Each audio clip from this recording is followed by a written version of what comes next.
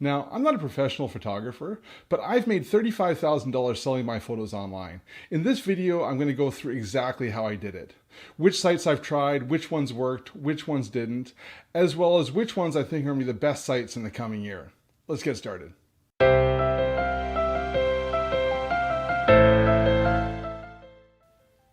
Hi, I'm James. I make a living as a software developer, but I love travel and landscape photography. For the past 7 years, I've been selling my photos online. Now, I'm going to be going through the results that I've got selling my photos online, but your results may differ depending on the type of photography you do. I'd love to hear in the comments section about whether you've tried selling your photos online before and what type of success you've had. Also, stick around at the end of this video because I'm going to go through which sites I think are going to be the best in the coming year. Now I'm going to jump on the computer and show you some charts of the sales I've had over the past 7 years. So I keep track of the revenue from each website in Excel. So what I'm going to do is I've just created 5 charts in Excel where I can kind of walk you through how I make money selling my photos online. I'm going to start pretty high level and I'll get into more detail, and at the end I'll kind of go through how much money I've made from each individual site. So this is how the $35,000 breaks out year over year. You can see that when I started here, my first year I only made about $1,000. And then it continued to increase over the next, for the first 4 years until 2015, when I reached the high of $7,000 a year. And there's a bit of a decline that's starting to rebound now. In this chart, you can kind of see why it went up and then went down. The green shows my revenue and the red shows how many photos I posted each year. So you can see my first year I posted about 100 photos, uploaded them to different sites online. And then my second year I was very motivated. I did over 240 photos. Now these are 240 fully processed photos that I uploaded to multiple sites. Now, in November of 2013, my wife and I had our second child, and the time that I had to go traveling and take photos as well as process those photos went down. So you can see in 2014, I only uploaded about 100 photos. Now, despite uploading less photos, my revenue kept going up in 2014 and even in 2015, even though the amount of photos that I posted went down.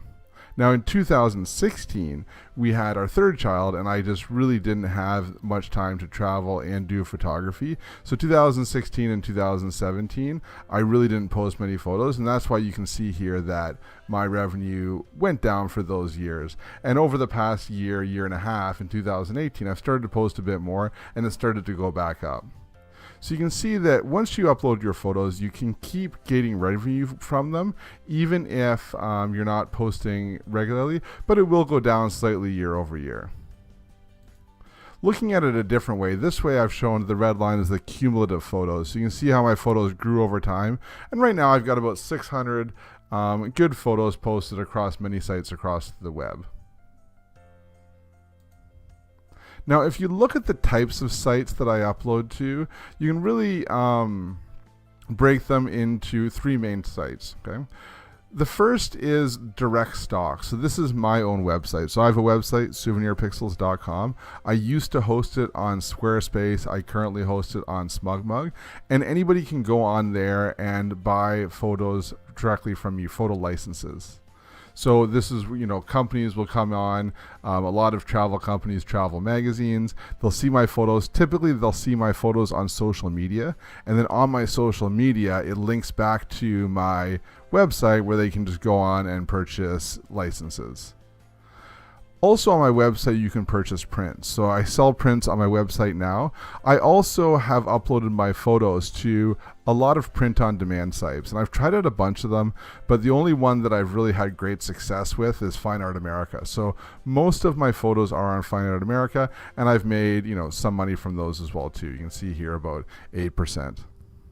But the vast majority of the money that I've made selling my photos online has been from microstock sites. So I've tried a lot of different sites, about 23 of them in total, and that really makes up the majority of my revenue selling my photos online.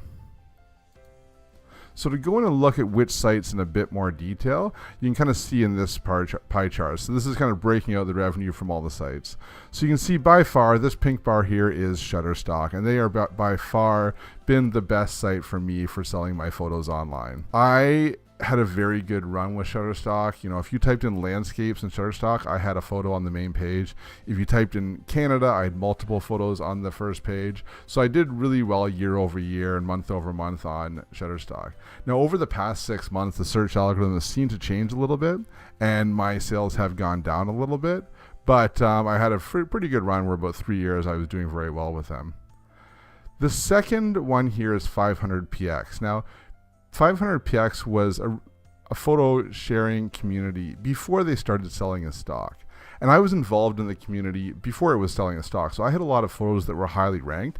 And when they started selling photos for stock as well too, I made quite a bit of money when they first started out. Now, there's been a lot of changes over there at 500px. They were purchased by another company. Now all the sales are through Getty. And to be honest, I don't even post there anymore. There's been a lot of changes, and I just really don't appreciate the site as much as I used to. But, you know, for a period of time, they were a very good earner for me as far as sites go.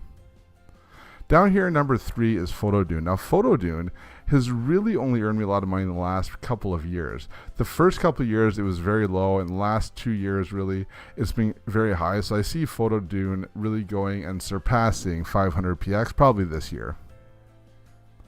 And then the fourth one here is Adobe Stock or Fotolia.